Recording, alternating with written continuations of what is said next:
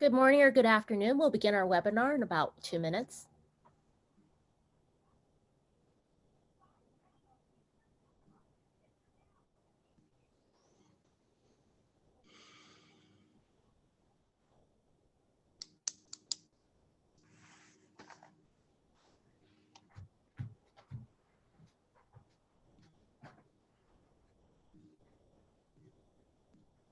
Good morning or good afternoon. We'll begin our webinar in about 1 minute.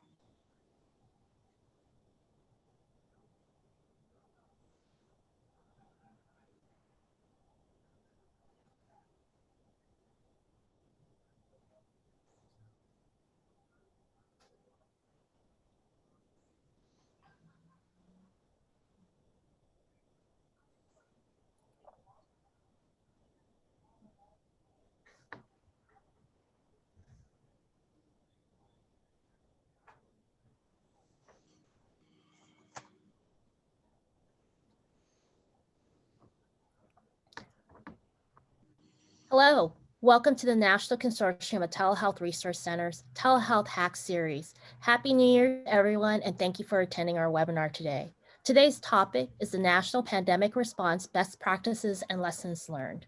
Next slide, please. A little bit of information. Please know that your individual data will be kept confidential. Next slide, please. The National Consortium of Telehealth Resource Centers are made up of the 14 telehealth resource centers who are funded through a grant program from HRSA. There are 12 regional resource centers that cover specific states and 2 national centers that cover technology and policy respectively. We encourage people who are interested or have questions around telehealth to please reach out to the telehealth resource centers. 3 years ago, the 14 telehealth resource centers agreed to work more collaboratively together underneath the umbrella of the National Consortium Telehealth Resource Centers. What this means is all 14 TRCs pull together resources to work on collaborative projects such as this Telehealth HACK series. Next slide, please. For those of you who may have attended the Telehealth HACK series put on by ASPR, the series was transitioned over to the Telehealth Resource Centers in October of 2020. The TRCs have been putting on this series since then and will continue through March of 2021. Next slide, please. A couple of housekeeping items. Please note that your phone or your computer microphone has been muted. If you wish to ask a question of our panelists, please use the Q&A function. The chat function should only be used for technical difficulties or technical assistance with Zoom. Attendees are able to adjust their video using the Zoom sliding feature. And please note that closed captioning is available for this webinar, and you'll see that on your toolbar at the bottom. The webinar is also being recorded, and the recording will be up about 48 hours after this webinar. The PowerPoints will also be made available too. You can access these items on the NCTRC webpage or on our YouTube channel. Next slide, please. There are CAE credits available for this particular webinar. We are doing it underneath the University of Arkansas Medical School's disclosure. So this is their disclosure policy. Next slide, please. These are the staff involved. Next slide. And this is joint accreditation and credit designation statement. These are just items that we need to show you folks. Next slide, please. So how to access and get your CE credits. If you do not have an account set up because you haven't attended previous hacks or asked for CE credits, you will need to set up an account on the Learn on Demand website. That is the URL for it. But once you have created the profile, you will not need to do that again. This is the way that you will access or be able to receive CE credits.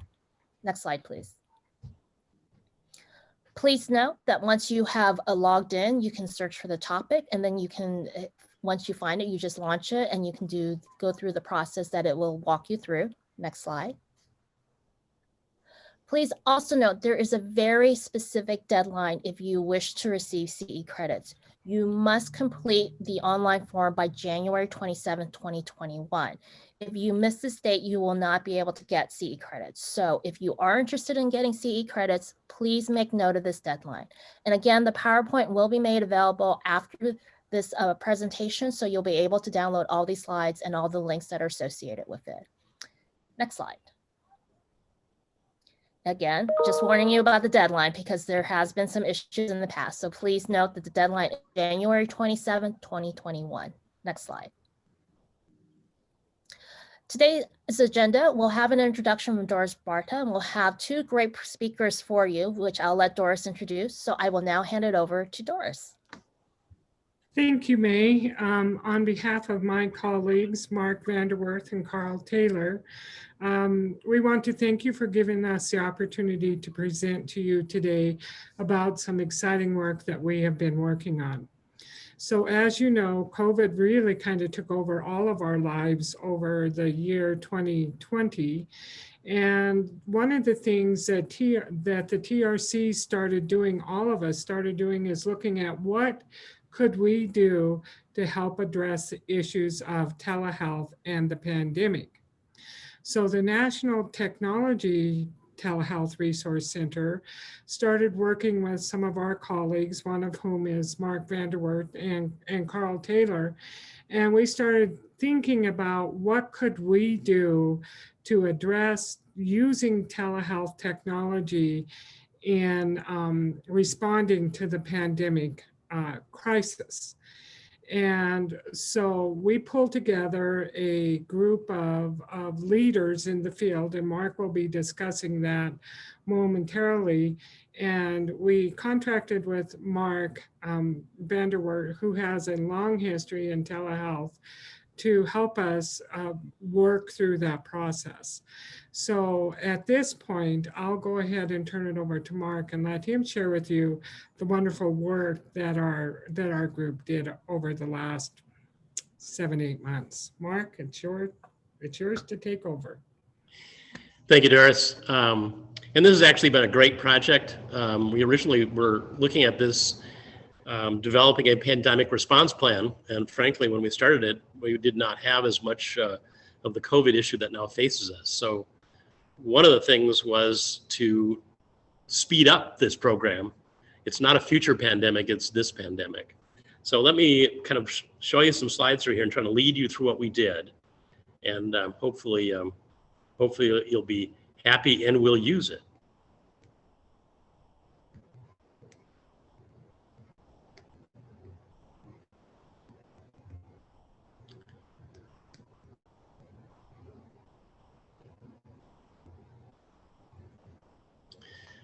So again, this is a pandemic response plan. It's not a study, it's not a report. It was specifically designed so that people that are in a pandemic and are facing the key issues that face healthcare providers across the country can pick up a plan like this and apply the solutions within it immediately. And I'll show you the various sections of it that allow that to happen. We kind of started this project, instead of looking at the technology and trying to find something to solve, we decided to use a team of experts, which I will discuss a little later, to really take a look at what are the critical issues that you really face during a pandemic. What keeps everybody up at night? What slows things down? What really multiplies problems?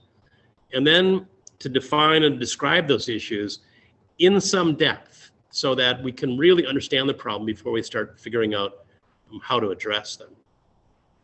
And then we identified solutions for each of the key issues. And remember, our focus here is telemedicine. So we're using telemedicine and telemedicine related technology. And I have to admit that we took a broad definition of telemedicine. So you'll see areas of fairly new technology areas and really new solution areas, and a lot of traditional as well. And then the idea here was to document an action plan, something you could do, a guide to get you through it, and the tools you need to address the issues. So we identified each of the examples or each of the technologies and references for their use. So each of the issues that we identified an example, a solution, and then an example of a technology. As a matter of fact, we identified 4 or 5 technologies for each solution area, and I'll get into that a little later too. And then of course we created a policy regulatory piece, really to take a look at what are the policy impacts? What are the impacts that we're seeing during the pandemic? And what are the better policy preparations that can be made for a future pandemic? And to some degree, coming up with recommendations, both on the current rules that are allowing telemedicine to go forward, but also on how to maintain those rules to better prepare the United States for a pandemic response. To do this, we wanted to take a look from all directions. So we brought together well-known experts in each one of these areas. So epidemiology, infection control, executive management. We brought in 3 different executive CEO level people from different hospitals, public health, nursing, technology, and of course, regulatory policy. And these people met on a regular basis as a think tank. And we used something called structured brainstorming to really eke out what are the real issues and problems that need to be faced. And then we were given one more task, and that was move up our deadline for publication and publish this as soon as possible. So a phase 2 of this is then to publish a final action plan. It will be very similar to the one that we'll be describing today. It's frankly, the final will be something almost identical, just more meat placed on the bones, if you will. Then there is a phase 3 of this project, which has not started yet, which will start fairly soon, which is an overlap to a project that Kathy Chorba is leading through her TRC on addressing and really looking at where telemedicine has been applied and assess successes and failures. We'll take a slightly different cut than Kathy is taking, hopefully to help both of us come up with a better result. So let's dive in. So again, we step back and we use 3 examples: an isolated hospital, one specifically in Alaska, a small rural hospital, and then a medium-sized suburban hospital as our examples. And then we dove into what are the issues that really become critical that this kind of technology can help. And there are 11 of them. You can see 6 right here. And some are pretty straightforward, keeping care protocols up to date. I mean, one of the things that we've really found out in the COVID-19 experiences, understanding and treatments have changed rapidly, and because of that, survival rates have increased amazingly. But to do that, you got to keep your protocols up to date on a day by day by day, and maybe in some cases hour by hour basis. What kind of tools can you use to do that? And a lot of things came back to fundamentals. You can't do this unless you keep the hospital open. If the provider is closed and cannot survive, obviously everything caves in, and we'll go into that a little more in detail. And then all the way down here, divert potentially infected, replace and cover for infected staff, containment within the hospital. Again, care goes on. It's just not the pandemic out there. We have to continue to provide urgent care, emergency care, follow-up care, ongoing care for chronic disease patients, and so on. And here are the rest of them. You'll see some of these that will be pretty familiar, especially the top one. But how also do we support remote work of the staff? We isolated behavioral health as a separate issue because I know it's a medical specialty, but it's an area that really needs to be pulled out because it's something that affects not our patients, just our patients, but staff, community, et cetera, et cetera. Transportation became a big issue, especially in rural hospitals and in the isolated hospitals. How do you solve the fact that your methods of transportation may be canceled because of the pandemic? And then we walked into public health. Now I'm going to go into just 2 examples. I'm not going to go into 11. We don't have that kind of time. And I'm going to go touch into number 2 and number 6. Just to kind of give you a feel for what this plan looks like. So when you grab the plan and use it, you'll be familiar.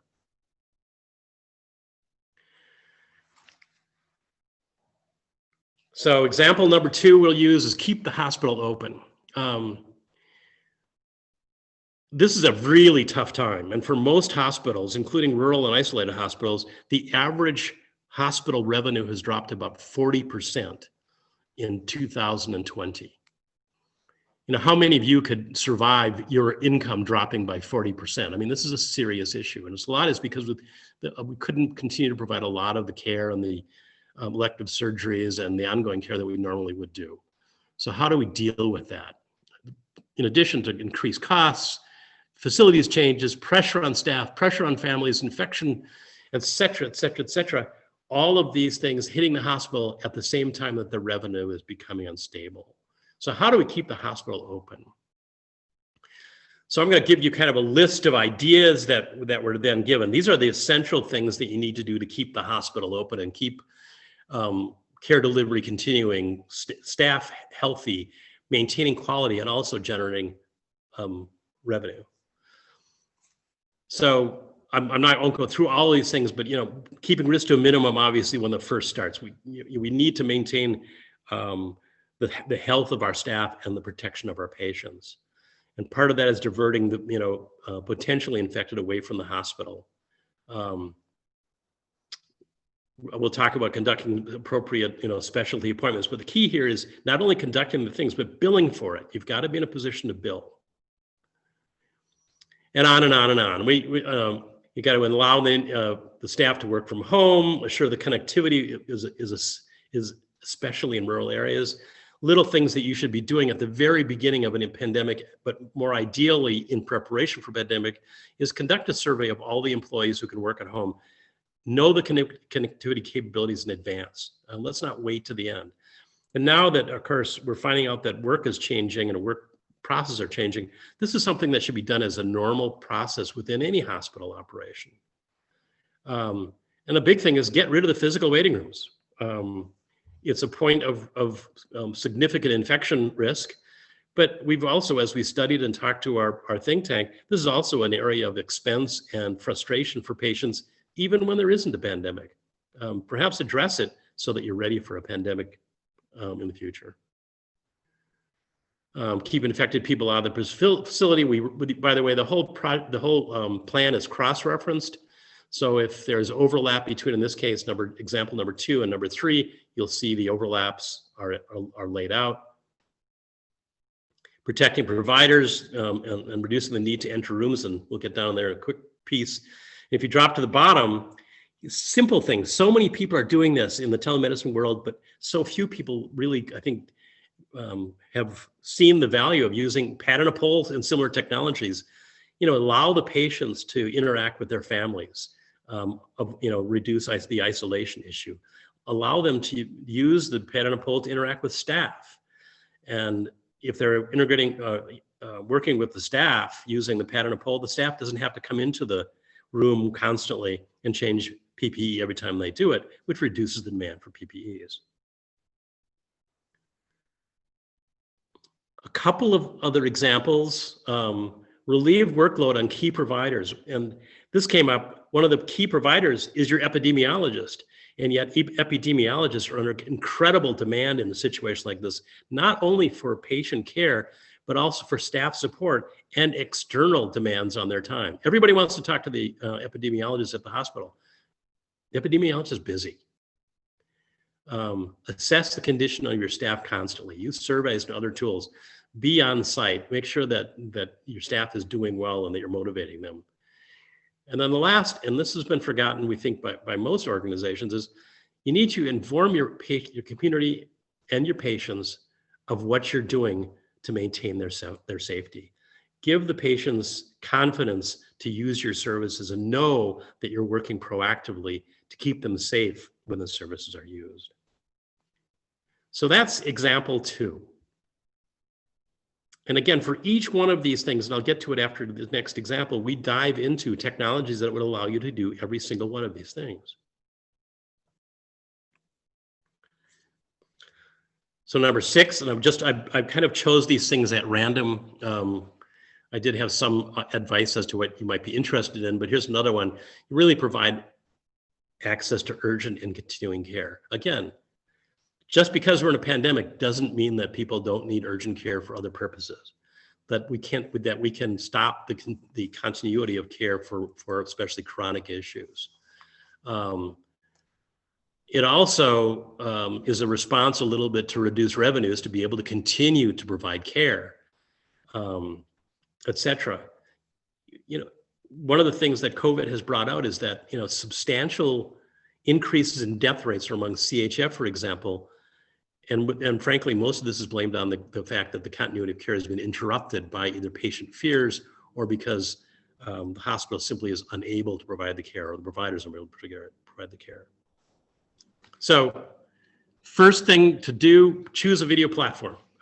Make it standard, get it out there, make sure everybody can access it and do it when they need it. Make sure that availability and usability for the patient and consumer are there. They're going to use it otherwise. And again, implement remote scheduling systems. It turned out, the scheduling systems turned out to be a massive thing. And I know that most of you who are in telemedicine have struggled in the whole scheduling issue. It's been a challenge no matter what you do. But being able to make these appointments now, being able to do it in such a way that you don't populate waiting rooms is critical. But we're also finding out that being able to do a scheduling so that you can deliver the vaccine is another major issue to do this. So this would be something that should be implemented as the normal course of business. Encourage providers to provide follow-up visits using telemedicine, and of course, billing for those services, tracking them properly. This is one way to maintain continuity of care without the patient going in or the doctor or other provider going out. Direct-to-consumer are platforms that are extremely available today, relatively accessible, and frankly, as we look more and more at this, yes, it's a good response for COVID or a pandemic, but it's also a great tool to prepare for this kind of crisis situation where you need the flexibility of being able to access on-demand providers for both the consumer and for the other providers. And if possible, implement a complete telemedicine solution in this area. And we cross-reference this again. I don't know how much you know, but the TTAC published a direct-to-consumer telemedicine assessment in the beginning of 2020, and that refers you in depth into what all the solutions that are available in that area, how to assess them, how to price them, what the business models look like, et cetera. And then, as I said, we dove in. So in example 2, one of the first things that we mentioned was keeping people that are infected out of the hospital, out of the environment. Well, these are tools that can help you do that. Provide a remote screening for COVID. That's very easy. Lots of companies provide very easy to use tools in that area. And these are some examples. Here's some apps to allow vertical check-in and eliminate the waiting room and frankly, end that or minimize that point of infection. And here are some examples. And then just in case people weren't interested or weren't used to the application of those different solutions, we also provide references and examples for every single type of technology. So you can go to an example of it being used. Then, of course, we did the telehealth policy and all the regulatory considerations. These are the areas that we covered. They are covered in depth. If you have any questions about any of these pieces as you respond to a pandemic, they are well documented. I won't go through this in any detail. These are the things that all of us have to deal with on a day-to-day basis. I will highlight one conclusion, though, and that's a conclusion that we are recommending throughout the policy area, and that is we're really strongly endorsing parity of payment for telemedicine for at least the next 2 to 3 years. We're really identifying the pandemic as a great opportunity for telemedicine. The volumes have increased, the applications increased, provider and user and people have been brought in. We believe that this is really ending a lot of the barriers that we faced.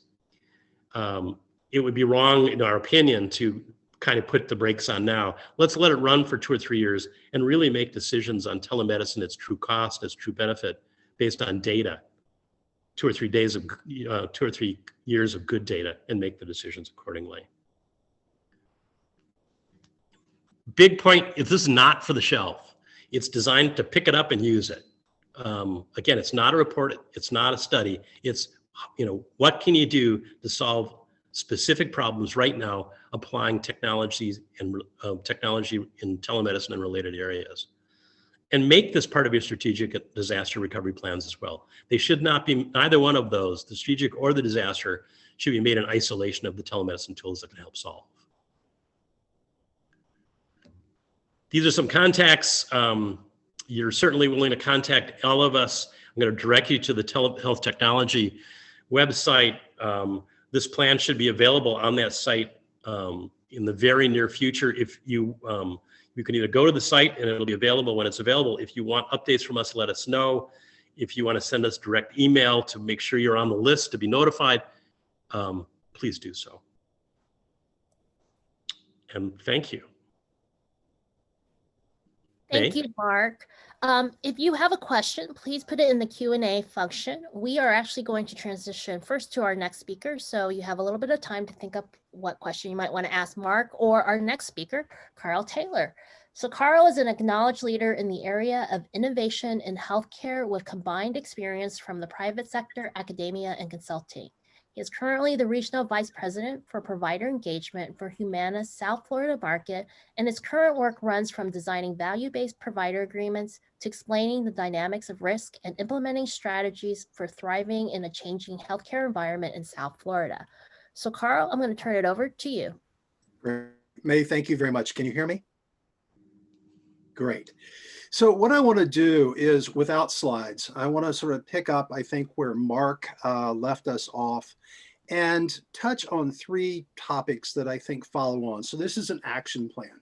And the goal of this work group has really been to take this plan and at the end of the day, hand it off to you. And I think what happens is, if you look at the formation of this action plan, Mark reminded us last week, I think, that just between Mark and Doris and me, each of us have about 30 years of experience in telemedicine. I think that means we're getting older. The only benefit of age I now have found, you can get in line for the COVID vaccine earlier. So at least there's one benefit. I haven't found a second one yet, but we'll hang on to that one. But if you look at some of the examples that we discussed going through this group, one of the examples that we used was iPads on IV poles, a way to create highly portable telemedicine that can go through the hospital, that can connect perhaps mid-level providers back with expert clinicians in other settings. That actually came from a very specific project that Doris and I worked on a number of years ago, in which we deployed iPads on IV poles to rural and frontier hospitals. And that was actually the easy part. We wanted to use low-cost technology. We wanted to work off of the hospital bandwidth. We wanted to be something that anyone who was there sort of intuitively knew how to use. That was easy. But then the question was, well, what did you do when a patient was being presented? How did you take that output and then fit it back into the EMR at the receiving hospital? And then how do you actually set up a virtual emergency room where that patient would be placed in that emergency room, triaged based on their condition, and then seen by an emergency room doctor in a typical rotation of the way that she would have normally seen her patients going through the hospital. So getting that connectivity remote back into hospital was one of the things that we were able to do. And so what we kept talking about was, and I believe, is this need to build a community of users. So as this action plan is handed off, what we hope that you give back to us, and that you give back to Mark and to Doris and the entire committee, are your own experiences with the plans, your own experiences of what you're using today to deal with this very difficult pandemic, the challenges in keeping your hospitals open day, and what works. One of the other things that Doris and I had done a number of years ago is we built a statewide infectious disease network. We actually found that infectious disease doctors wanted to talk to each other. We set it up sort of like grand rounds, sort of Friday at noon, one time a month, and the doctors would dial in, and we found that they were seeing common conditions, but perhaps with uncommon outcomes or uncommon treatment.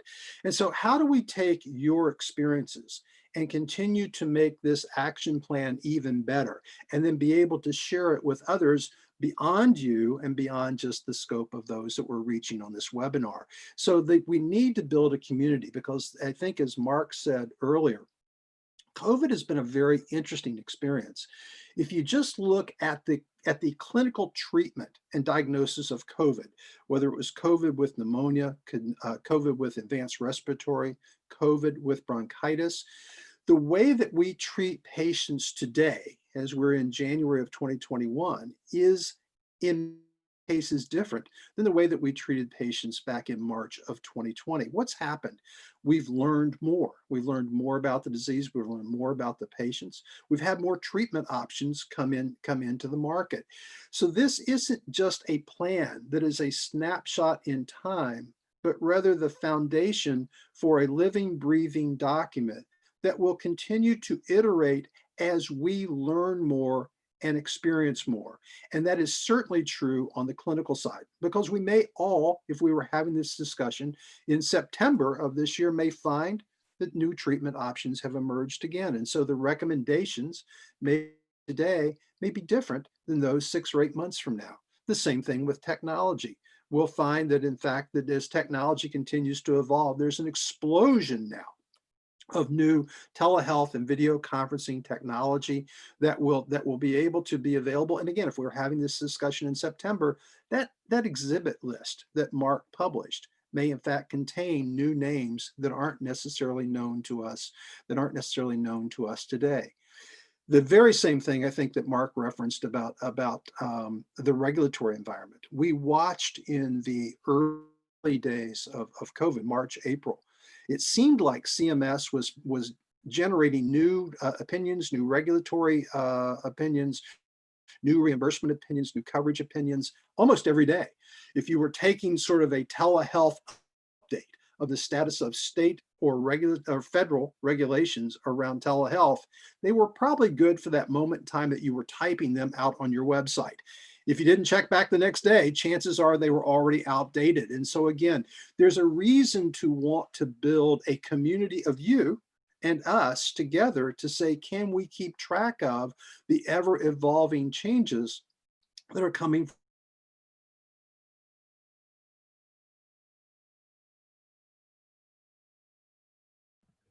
I'm afraid Carl may have frozen. Oh, there he is. We got you back, Carl. Oh, sorry. Okay, thank you. Yeah, you know what I'm going to do? I'm going to cut out of my video and see. Okay, May, can you hear me? Yes, we can. Okay, so we're going to see that with the new president, new Congress, new Senate, we may see a new series of rules and regulations. So a community to keep track of just rules and regulations. So clinical best practices, community best practices, hospital best practices. So again, the plan becomes a living document. And what will really work is as each of you embrace the plan and contribute back to us what you're seeing in your environment and what's working, and then we can make sure that the plan grows with your recommendations and your experiences.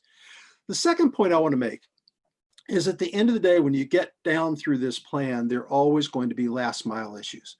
Make no mistake about it. I mean, there are certainly digital last mile issues. For example, all right, we want to move a lot of care to the home. That makes perfectly good sense. A lot of physicians around this country moved away from their office setting to a home-based environment. But does the patient have a smartphone? Does the patient have a tablet? Does the patient have the requisite bandwidth?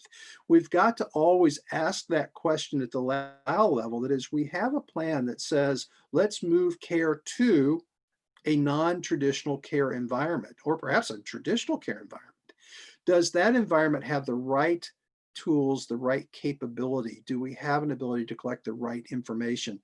I always push back sometimes, even on the interactive visual video driven clinical exams. Is that really a clinical equivalent to what would be occurring if that patient were in your office? Do you have the right physiologic data, the right lab data, the right radiology data? Do we know enough about that patient to know that you're able to render a diagnosis, care, and treatment? And in fact, is the provider actually your provider? As we've seen a number of telehealth-oriented virtual-only physicians enter the marketplace. Are we making sure that part of closing that last mile is that what this new virtual physician is doing, seeing, or recommending somehow finds its way back to the primary care physician so that when they next see that patient, either virtually or in person, they know the clinical care that's been delivered by this virtual physician strategy. Then the next piece of that is what I'll call the analog side. And the analog side of this is the patient actually capable of using the technology that you deploy to their home? And in fact, is the patient able to engage in clinical experience and be an effective partner in their care? And what I mean by that is if you have a lot of senior patients, maybe it would be better to schedule your visits with them when their home health nurse is there, or when one of their social workers is there, or when their daughter is there and their daughter is with them, so the daughter can help translate both the use of the technology, but also the advice that's being given by the provider. And so we've got to constantly ask the question, as this plan evolves, how do we make this plan smarter? But how do we also anticipate the last mile issues? And then my third point, because I want to make sure we leave room for lots of questions, is really the need, and I think we need to emphasize this, is that plans are living, breathing processes. They're not, as Mark's last slide was, they're not to go on a shelf and be forgotten, but they're living, breathing documents. That can require training, that should require exercise, it should require testing, it should require, then in many cases, a revision of the plan based on the exercises that you're doing. Much of what Mark talked about really kind of falls into some definitional dynamics. Surge capacity management. How do we do more for more, in many cases with less resources and less technology?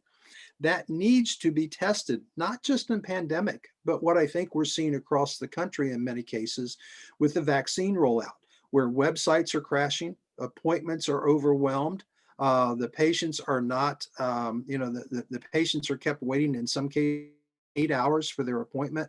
What we're seeing is this surge of patients, and I think there was some concerns about whether or not patients would embrace the vaccine. I don't think that's the problem anymore. I think what we're seeing is an incredible pent-up demand of patients looking for vaccines. And so you've got this surge capacity that you have to test. How would we respond to far more patients showing up than we had anticipated? Secondly, in many cases, disasters are logistics issues. It really is about getting resources to that point of need. One of the things when I was in Alabama, we built was a software system called AIMS, and AIMS was really simply meant to let hospitals know what their needs were with other hospitals. And the idea was, if I had more resources, I could loan them to you. And if you had more resources, you could loan them to me. So much of what I think we have to test with this plan is how do we solve some of the logistics issues of getting the supplies, getting the technology, getting the tablets. One of the things the state of Florida is doing right now is they're actually sending out in test mode low cost but video capable tablets to seniors to try and fill in the gap from the seniors that want to engage in telehealth but don't have the right tools or technology at home. And then it's really about resources as well. How do we provide both human resources and other resources to the clinicians? So if the goal of this plan is to keep the hospital open, to keep the community well, even non-traditional care sites, to be able to use digital technology to close the gap between a provider wherever they are and a patient wherever they are. What are the resources that are needed, and can we think about those resources today, and can we embed those in a plan? Well, where does that thinking come from? It comes from exercises, it comes from training, it comes from planning, and in many cases today, it comes from experience. It comes from what each of us are going through now in sort of our own lives, in our own day job. And so one of the things that I hope, and if I could wrap sort of a box around all the exercise, the planning, and the training, is really around a box called education. One of the things I was lucky enough to be able to build was something called the Advanced Regional Response Training Center. And as of probably this year, we've probably trained over 17,000 health professionals in disaster and disaster response. I hope what comes out of this work and this effort is maybe an educational opportunity that maybe the TRCs can take on as we learn more about planning and response, to be able to say, how do we educate your providers? Remember, one of the things that's interesting is that COVID literally accelerated at a rapid rate the adoption of telemedicine by providers. But in many cases, those providers had absolutely no experience with telemedicine before COVID hit. So they went into it, in essence, in some cases, making it up as they went along. And I think there's a huge education opportunity that now will come with this. And hopefully, as we do that, we will be prepared. I hope COVID leaves our vernacular soon, but there's certainly no guarantee that there won't be a COVID round 2 at some point in time. And so hopefully these lessons learned will be refined and improved upon by those of you listening to this. And then hopefully what we can see happen with the TRCs is a focus on education as well as planning. So thank you very much. I'm going to turn it back over to you. And I'm sure Mark is prepared to answer any questions that the audience may have generated. Okay, and we got a couple in. So thank you, Carl, for that, for those wise words. I can't agree with you more on your last comment about the need for education. First question, what direct approach will you suggest for telehealth initiatives in rural areas for direct improvement of care accessibility? And are you talking about that as from a standpoint of day-to-day operations or within a pandemic? Is there a way to find that out? So it was from Omar, and I apologize if I'm pronouncing anybody's name wrong, Ibrahim. If you could clarify a bit more, we can come back to that question. So I'll go to the next question. What are the main regulatory barriers to advancing telehealth? What is the best approach to incentivize healthcare providers, insurers to utilize telehealth?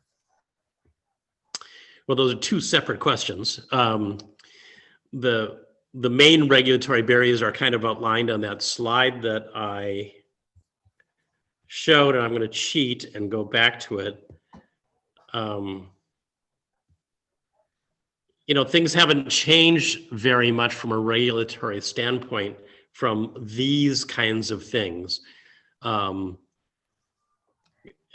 me, one of the biggest issues, and I'm going to say this from the standpoint of a former CEO of telemedicine for a large network, it really comes down to a great degree. Licensure we can deal with, HIPAA we can deal with, remote prescribing we are dealing with. These are the considerations we can deal with, but a lot of it comes down to incentives. And frankly, telehealth coverage and payment is a number one way to address that.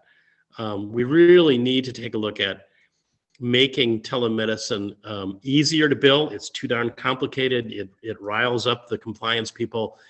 It shouldn't. We should be providing care and telemedicine and billing for it in the same nature that we provide care, not telemedicine. And the incentives should really follow the value being delivered to the patient and, frankly, at least exceed the true costs of delivering or telemedicine. Mm-hmm. And I think especially when you're talking about incentives and reimbursement and coverage, it's also complicated in that you got multiple levels of it. You've got like the federal level with Medicare, and then the Medicaid with states, and then like commercial payers. So that also impacts utilization, I think, and also providers' willingness to use telehealth, especially if they have, a diverse stream of different coverage that their patients are under. Exactly. Consistency across the various payers would be a great advance for everybody involved, not only the provider, but the payer. The second question was how do you incent the various payers of the world? Frankly, the main incentive target is really CMS. I really think that if you look at what's going on with the private payers today, most of the private payers are really reversing direction, and I think that they're coming on telemedicine fairly quickly. There are very few states where private payers aren't paying, and I think that a leadership around parity by CMS would be of a great assistance. Medicaid, of course, is more complicated because we got 50 states, but again, going toward more consistency in billing across the various payers and a really consistent guidance from CMS, and frankly, something closer to payment parity is essential. we also have to focus constantly, and we have to always remember quality. Payers want to know that quality is being delivered and the outcomes are either being improved or maintained. So it's got to be part of your algorithm. We have a question here. So it says, thank you, Carl, for demonstrating the question I was formulating. What are the forecasted increase in bandwidth requirements as telemedicine gains in popularity and applications?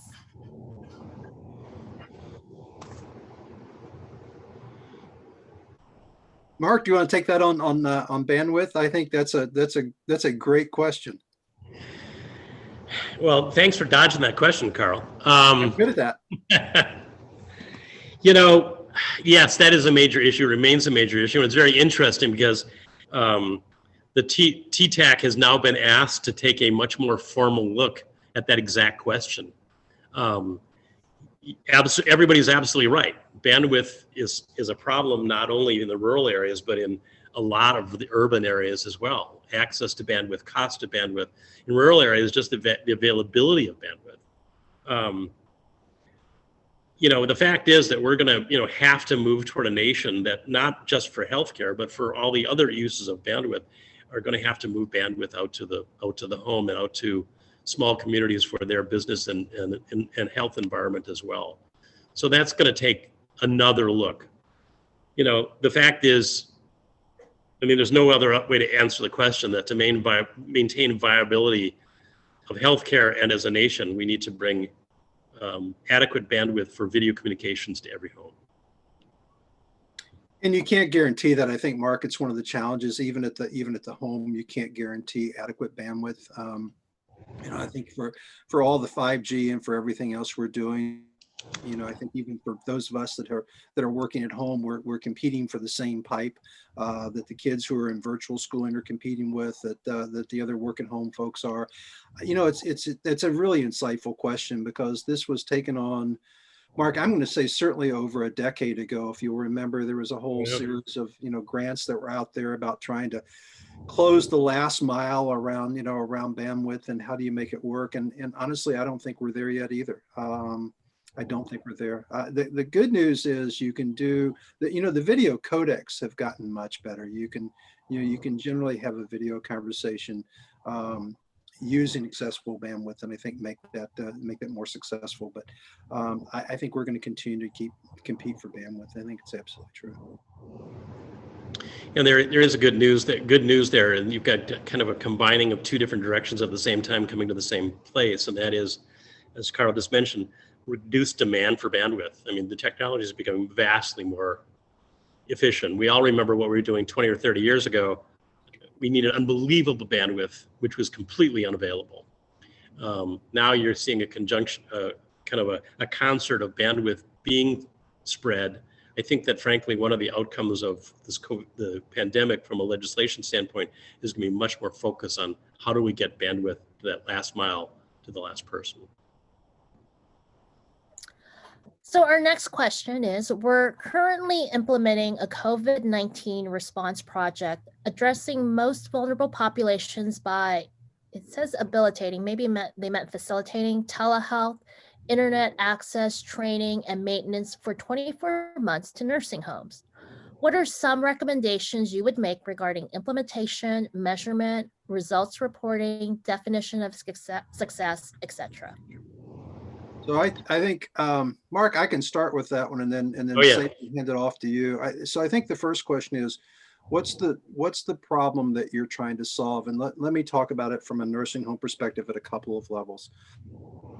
One is, if what you're trying to do is provide clinical care, is that primary care or is it specialty care? I think you can do a lot of telehealth. I'm back to my iPads on IV poles, right? So they're capable of going from bed to bed or from room to room. They're capable of being connected back into a network. And so if you think about the way nursing homes work today, most of them will have either a nurse or a nurse practitioner or a primary care provider that may still be calling on the nursing homes. But what's happened is that those patients, because of COVID, may not be able to be transported to their specialty providers. And so what I'd love to do is I'd love to do a survey of who the patients in a normal sense we're seeing, what specialists with what conditions. I mean, let's pick the ones we know, right? A combination of, it's going to be cardiac, it's going to be asthma, it's going to be hypertension, it's probably UTIs. Can we actually get sort of a clinical kind of list of conditions? And then can we network that back against where are the physicians that are seeing these members? And then can we design, using sort of a single tool, iPad on IV poll perhaps, an ability to reach those physicians to provide specialty consults back to the nursing home, bearing in mind the primary care provider, and which may be an ARNP or a nurse, may still be there providing the primary care. If we do that, the next question I would ask is, what data do you need to see from the patient? I'm back to my, do you need physiologic data? Should we also establish, and I would suggest you should, the ability to at least do some remote monitoring? And, you know, is it blood pressure? Is it weight? Spirometry? Can we actually do some low cost labs at home? There's a lot of deployable sort of equipment now. So can we make sure that the information coming out of the nursing home is sort of clinically equivalent to what those specialists would normally be seeing if that patient were in their office? In an ideal world, that information would go back to one multi-specialty group in one EMR. Unfortunately, I think the way a lot of times the nursing homes are, they're diffuse in terms of who their primary care and specialists are. So you'd want to look at that network.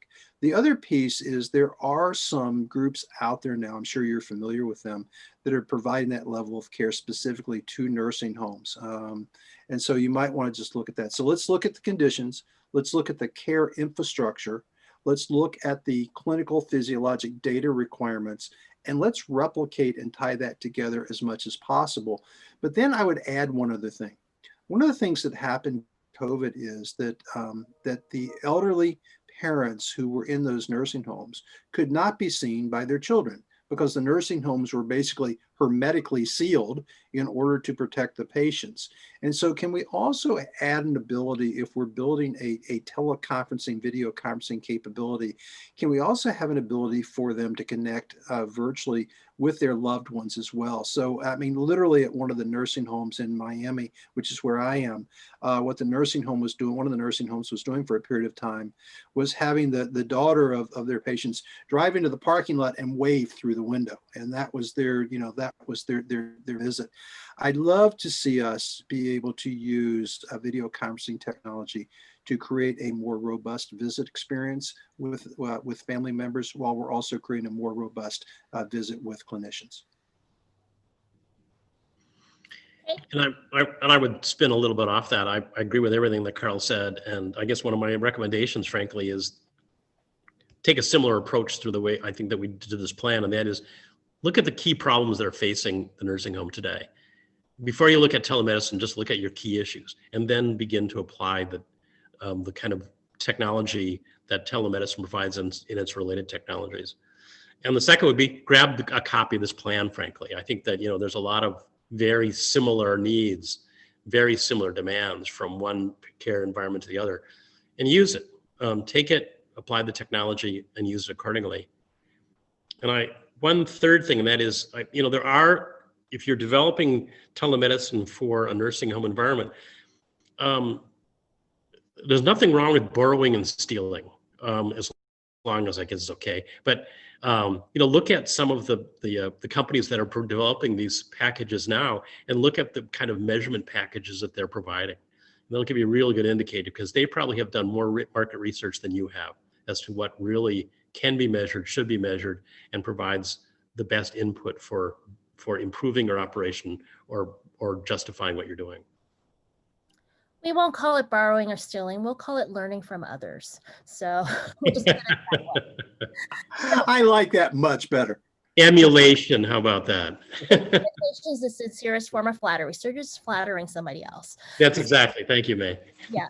So Omar Ibrahim, again, apologies if I'm mangling your name, did clarify his question. So his original question was, what direct approach will you suggest for telehealth initiatives in rural areas for direct improvement of care accessibilities he clarifies with which possible strategic approaches will you recommend in making sure those in most rural areas, many in lack of resources, first also continue to have access to care via telehealth, which in most cases remain the most convenient method of care delivery for those folks. I've always felt that the best way to approach it is again, approach it by looking at the essential needs of and challenges of the, in this case, rural institution, and then applying telemedicine accordingly. And I know that's kind of a rote response, but you really have to address you can't justify it based on this is telemedicine. You can justify it based on this is solving an essential care issue for that environment. As far as approaching it from I thought that Omar touched on exactly the right word. And that is, you need to approach this strategically, not on a technology solution basis. How are you contributing to that? And I think that's the core to it. Again, I hope, and I'm not sure of this, but I hope that one of the things that's going to come out of COVID is that the realization that so many hospitals did not implement telemedicine in a rural and isolated and in urban areas. And that really limited their ability to respond. It limited their ability to maintain revenues. It limited their ability to use resources outside of the hospital. It limited their ability to treat patients that did not come to their facility. And that turned out to be a really costly limitation. That is the way we should be looking at telemedicine. This is something that should be implemented both into your strategic plan and your disaster recovery plan as your day-to-day way of doing business. There is no real reason why you're not delivering care over telemedicine. It can be. There's really no reason why you have full waiting rooms. There is no reason that you don't have an automated scheduling system to help your day-to-day life, not just telemedicine. Make it part of your day-to-day operations. Make it part of your ability to respond. Make it a part of your ability to provide quality care to people in and outside of your facility. Well, and Mark, I agree wholeheartedly. I think that's a great answer. And I would add one other point to that. So for about 10 years, I worked in, not only did I work in rural Montana, but I worked in rural Alabama. And, one of the things that we did was, we just set up a 1-800 number and ask our patients to call and read to us their blood pressure, read to us their weight, read to us their spirometry readings, read to us their blood sugar readings. And so, in the absence of robust telehealth, because bandwidth is scarce, there are still telephones. In fact, we had one patient that went to our local congressman's office to dial in. We had another patient that went to a YMCA to dial in. And so I think one of the things that I've always thought in the rural communities, because of the presence of chronic disease in those communities that I think are often incredibly undertreated, is if you've got a telephone, just dial this IVR system and answer these questions, and then allow a nurse to be able to respond back to you. How are you doing? Are you on your medications? Are you taking your meds? Is there a barrier to your care? We saw marked improvement by just making sure that 3 times a week patients told us how they were doing.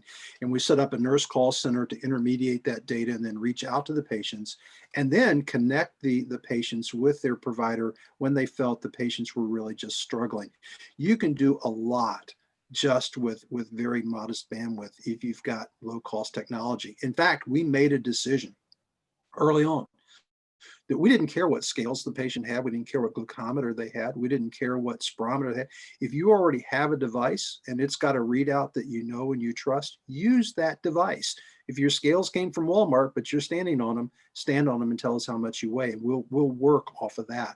And so I think sometimes in the rural environment, what we have to do is take a step back and say, what works there every day that we can leverage, and then take that data back to the rural hospitals and say, now, how can we help you expand your specialty care and components to be able to more effectively meet the needs of your community? Because if you're not meeting the needs, the one thing I will tell you is they're driving 5, 6, 7, or 8 hours going to wherever the nearest urban center is to get care. And so they're bypassing you. They're not getting care, they're bypassing you.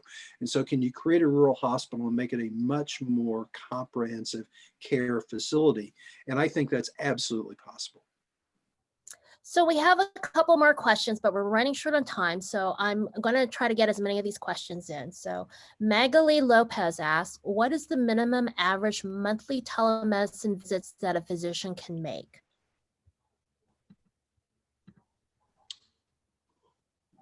What is the average minimum number that they can make? Yeah, I think Magali, there really isn't like, I haven't seen a minimum of like how many a physician can like do. Unless like a private payer may have some type of policy on there. But as far as like Medicare or Medicaid programs, I haven't seen any of them put limits on there. Yeah, I think a lot of that depends on the type of physician as well, right? I mean, if you think about dermatology right now, there's a lot of dermatology that's really just reading images, a lot of radiology, right, that are just reading images that come across. And the question is, sort of what's your tolerance for being able to successfully read and respond to images that generate a billing side. But there are a number of physicians, not to be left out, that are risk-based, right? So they're paid either on global or full risk. And so they're responsible for the overall cost of care. And I would answer Magali's question differently, and that is that the successful risk-based physicians using telehealth were able to do the one thing that we really want, and that is, to Mark's point, improve the quality of care, keep the patients home, keep them out of the emergency room and out of the hospital. And I think you will see that those physicians that were risk-based, that deployed telehealth successfully, I think have done very, very well, because they have achieved their purpose of keeping their patient healthier. And I don't know of a minimum or maximum in any rules or regulation. The one thing that I always commented to our providers is you really want to make sure that you keep enough calls so you maintain your experience, so you get used to making it a nice smooth part of your workday. But that's just more experiential and making sure that your experience is maintained with the technology. So I apologize, we weren't able to get to all our questions. There was a comment in there into the Q&A box saying there is a limit of clients for physicians who can prescribe Suboxone or buprenorphine. Some may be more familiar with that term. That's, I don't believe, is specific to telehealth. If you're using telehealth to prescribe that, that's just a limitation on like the prescribing of that particular drug as well. So Right. Yes, there probably are other policies around maybe prescribing certain controlled substances where you do have a limit of how many times you can do that a month, etc. But as far as a telehealth limitation, I don't think we're any of us are aware of a specific type of policy out there. Right. So I just want to, say thank you to both Mark and Carl. Thank you for a great presentation. Thank you for a great guideline on like how to approach this. I think we were all very caught off guard when COVID hit and like how to do this, and especially with that hard pivot to telehealth. So thank you for doing the work of like at least producing like this guideline. I know it's an evolving document, it's a living document that will probably be tweaked because we're very different from where we are now than we were back in March of 2020. Thank you also to TTAC for pulling together the study and the group who worked on it. So just a few closing remarks. Upcoming session. So our next session will be on January 27th. It's post-acute care and long-term care facility pandemic responses, best practices, and lessons learned.